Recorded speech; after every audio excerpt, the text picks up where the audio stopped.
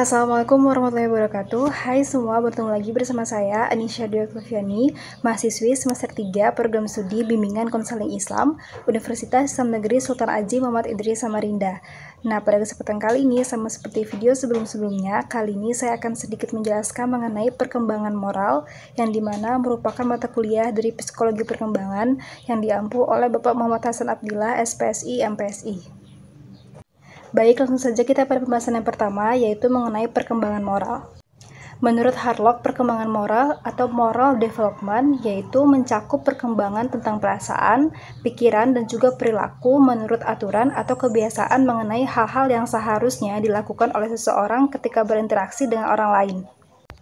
Pada masa kanak-kanak, perkembangan moral itu sangat berpengaruh terhadap lingkungan dan juga pada orang tua, karena moral yang positif itu akan berdampak baik untuk kedepannya, dan begitu pun sebaliknya, jika si anak ini sejak kecil hanya menerima moral yang negatif, maka si anak ini akan berkembang tidak sesuai dengan yang diharapkan oleh orang tuanya.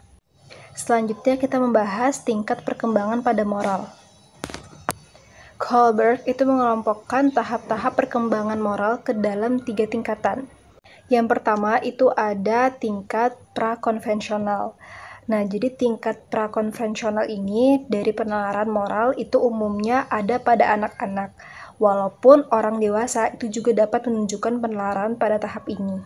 Seseorang yang berada dalam tingkat prakonvensional ini itu menilai moralitas dari suatu tindakan berdasarkan konsekuensinya langsung. Yang kedua itu ada tingkat konvensional. Tingkat konvensional itu pada umumnya ada pada seorang remaja atau orang dewasa. Nah, orang pada tahap ini itu menilai moralitas dari suatu tindakan dengan membandingkannya dengan pandangan atau harapan masyarakat. Dan yang ketiga yaitu ada tingkat pasca konvensional. Nah, kenyataannya bahwa individu itu adalah entitas yang terpisah dari masyarakat kini menjadi semakin jelas. Perspektif seseorang itu harus dilihat sebelum perspektif masyarakat. Akibat hakikat diri mendahului orang lain, ini membuat tingkat pasca konvensional itu sering tertukar dengan perilaku prakonvensional. Nah, selanjutnya itu ada faktor-faktor yang mempengaruhi perkembangan moral. Menurut Brands dalam Pranoto, ia mengatakan terdapat 3 keadaan yang bisa memberikan pengaruh terhadap moralitas anak, yaitu situasi, individu, dan juga sosial. Yang pertama itu ada keadaan atau situasi yang ada di dekat anak atau hubungan dengan lingkungan sosial. Keadaan atau situasi itu merupakan suatu hal di mana seorang anak berada dalam konteks kehidupannya, dan konteks kehidupan yang dimaksud yaitu keadaan sosial yang di dalamnya terdapat norma-norma kemasyarakatan. Keadaan yang dilalui oleh seseorang itu akan menampa dirinya dan memberikan pengertian juga pengetahuan baginya tentang moralitas. Misalnya keadaan sosial seorang anak yang dilahirkan dari keluarga keraton yang memungkinkan berbeda dengan anak yang terlahir dari lingkungan masyarakat umum.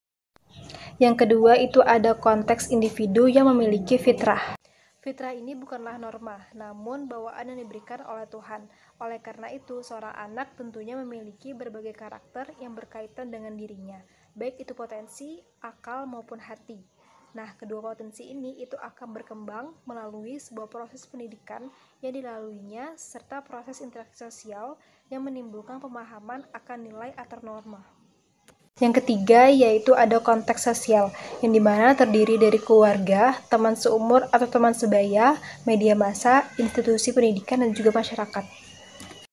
Konteks sosial itu memainkan peran memberikan pengalaman dan juga pengetahuan yang akan diserap dalam diri pada anak.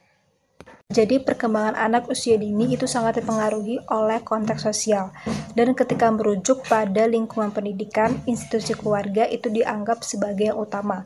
Kemudian interaksi dan sosialisasi anak usia dini itu diperluas melalui 2 institusi tambahan, yaitu masyarakat dan juga pendidikan. Baik teman-teman, mungkin hanya ini dapat sedikit saya sampaikan mengenai perkembangan moral. Dan mohon maaf apabila banyak kesalahan dalam video ini. Sekian dari saya. Wassalamualaikum warahmatullahi wabarakatuh.